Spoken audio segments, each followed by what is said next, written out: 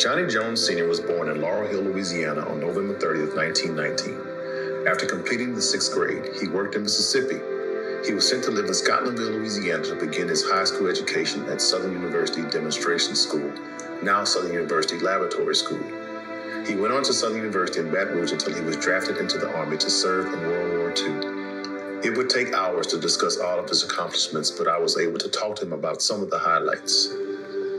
My name is Johnnie Anderson Jones Sr. I spell Johnnie Johnnie.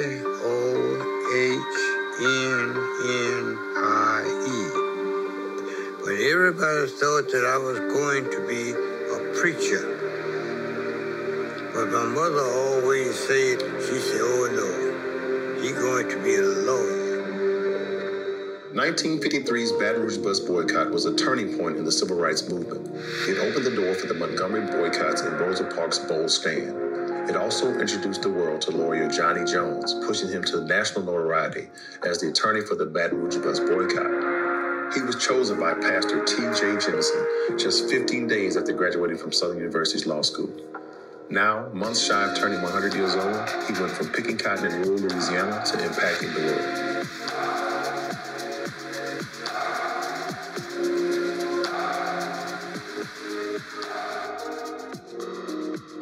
I was finally getting to meet one of my civil rights inspirations.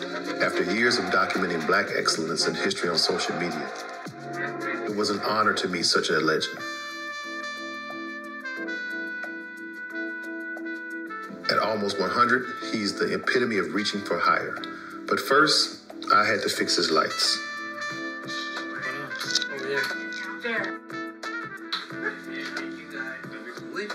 George Whitfield's my dad.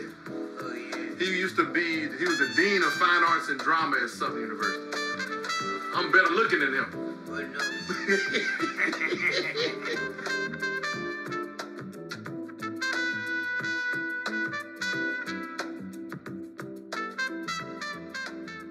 Attorney Jones served in World War II, a decorated officer.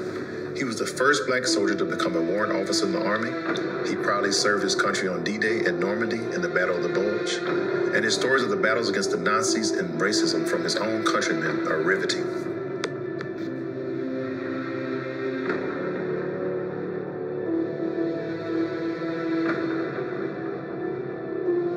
Before we went into Northern invasion, we had 5 or 6 guys in our outfit. 4 of them was under After me. being caught in an explosion on a ship hit by enemy artillery, he suffered a bodily injury. He went ashore on a Higgin boat on Omaha Beach, and this is just a part of the sacrifice for his nation. I couldn't raise this leg or toe. Sometimes now I can't raise it. I couldn't move it. Not long after he returned home from World War II, a sheriff beat him during a traffic stop while driving to New Orleans to get a piece of shrapnel taken out of his neck. Back at home, Attorney Jones became one of the first Black lawyers in the area, despite not having many role models to look up to. There wasn't any role model at all. But for anybody or Montague to say thinking about being a lawyer. His resilient, spirit-forged, and military combat paved the way for him graduating top of his class. Seeing people that looked like him relegated to second-class citizens sparked a fire in Mr. Jones. Teaming up with Reverend Jemison, he led the first large-scale bus boycott challenging segregation. They experienced unparalleled success, and after a 2-week boycott, the Baton Rouge City Council passed an ordinance reforming the bus company's segregation seating policy. This caught the attention of leaders like Martin Luther King and John F. Kennedy, and led to a model that was fulfilled nationwide in the civil rights movement. So tell me a little bit about your relationship with Martin Luther King. But Martin Luther King came here, he met with Jemison and I. And Jemison was telling him all about what happened. The amazing thing about Martin Luther King, he was... Listening to his stories of bonding with legendary icons made me feel like I was there in the midst of the movement. He spoke with them as normal people, but with strong vision. It was meaningful in the deepest way. Johnnie received national recognition from presidents of the U.S.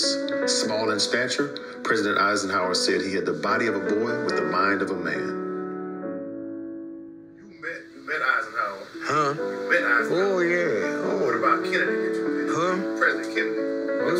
Yeah, Kennedy. I met Kennedy in the garden and talked with Kennedy like I did with Johnson. When I met with Bobby wanted me to be over the civil rights division.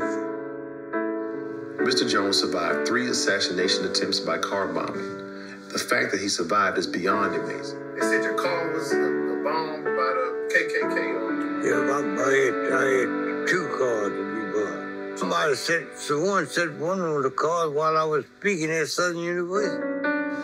If you see him, let him tell you the whole story. It is truly one to hear. When I got in and turned the key and the car flew up and went on the top of the office building.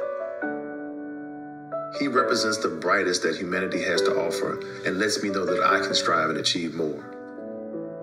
And I felt duty bound.